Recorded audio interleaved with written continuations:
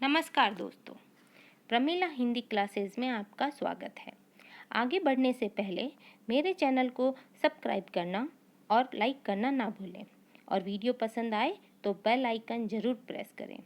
पिछली कक्षा में हमने वर्णमाला के स्वरों को विस्तार में सीखा और समझा।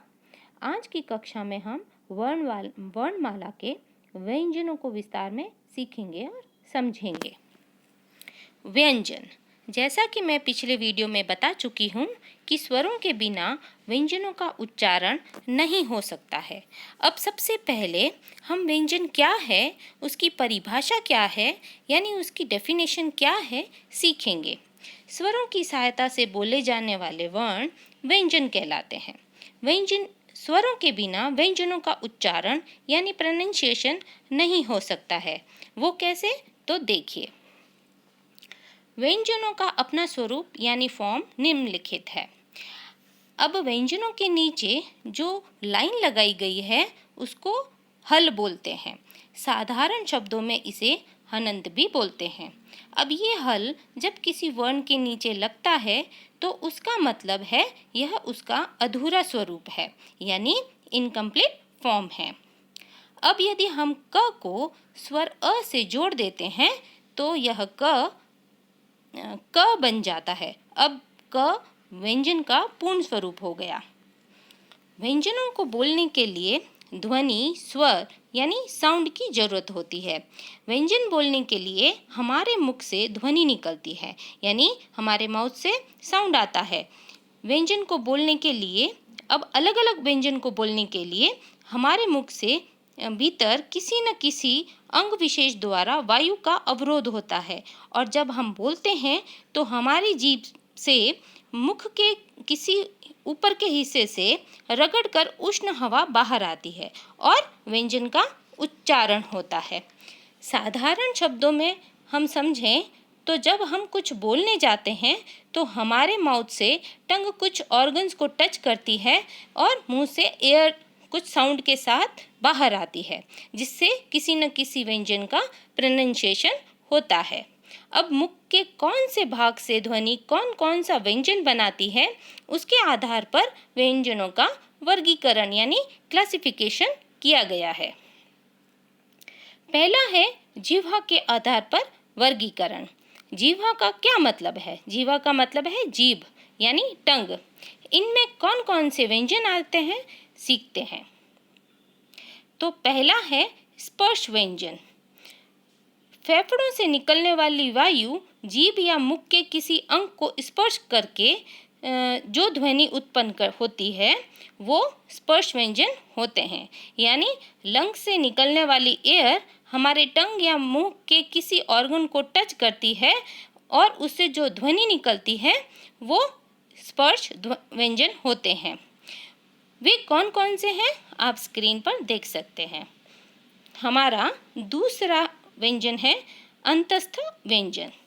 वे व्यंजन जिनके उच्चारण में फेफड़ों से निकलने वाली वायु मुख में घूमती हुई बाहर निकलती है और कोई ध्वनि उत्पन्न करती है, तो उसे हम अंतस्थ व्यंजन कहते हैं।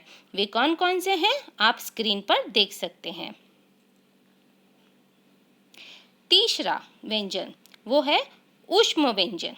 उच्चारण में हवा घर्षण करती हुई बाहर की तरफ उत्पन्न होती है, यानी जब इनका प्रोनाउंसिएशन करते हैं तो एयर मुंह में से रब होकर बाहर की तरफ आती है और साउंड आता है। वे व्यंजन कौन कौन से हैं, आप स्क्रीन पर देख सकते हैं। चौथा है संयुक्त व्यंजन।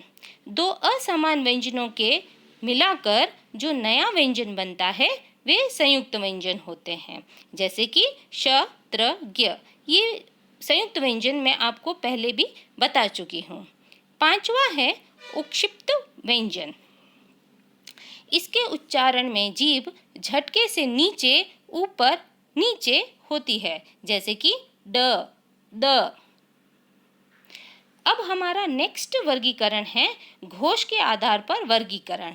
इसमें भी दो तरह के व्यंजन आते हैं।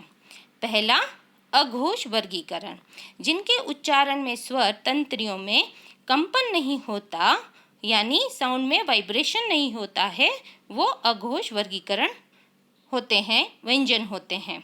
दूसरा है सघोष वर्गीकरण। इसमें उच्चारण में यानी प्रोनाउंसिएशन में साउंड में वाइब्रेशन होता है, यानी जिनको बोलने से स्वतंत्रियों में कंपन होता है वे सघोष व्यंजन हैं।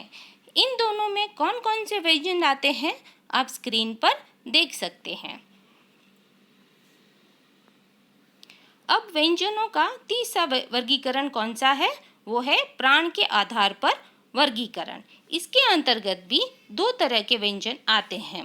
पहला अल्प प्राण, जिनके उच्चारण में फेफड़ों से निकलने वाली वायु की मात्रा कम होती है, यानी जिनको बोलने के लिए हमारे लंग्स से एयर कम निकलती है, वे अल्प प्राण व्यंजन होते हैं।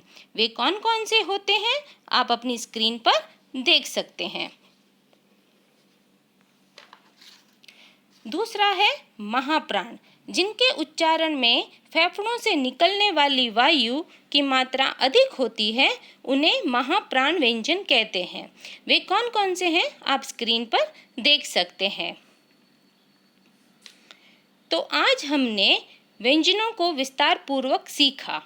नेक्स्ट वीडियो में हम व्यंजनों की स्वरों की मात्राओं को व्यंजनों के साथ कैसे मिलाया जाता है, उससे कैसे अक्षर बनते हैं सीखेंगे। आज के वीडियो से संबंधित कोई प्रश्न या सुझाव हो तो कमेंट बॉक्स में ज़रूर रखें। धन्यवाद।